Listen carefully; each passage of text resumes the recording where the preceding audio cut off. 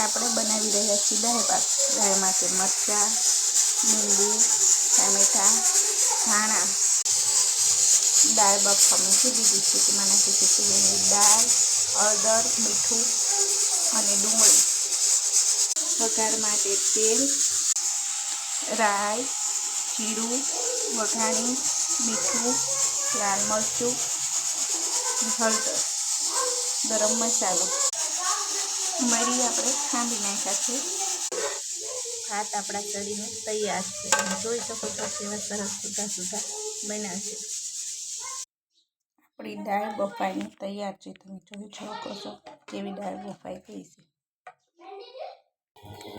દાળ ઉકળે છે તેમાં નાખી દઈશું આપણે ટામેટાં.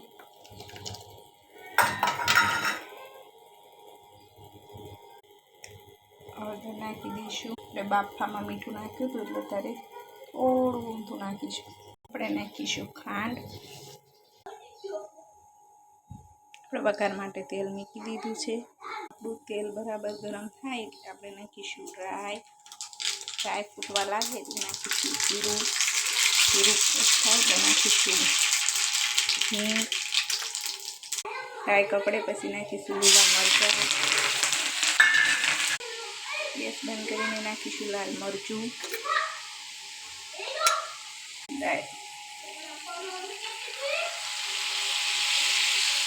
આપણે દાળમાં વઘાર નાખી દીધો છે. હવે નાખીશું લીંબુ. લીંબુનો રસ નાખીને નાખીશું કોથમીર.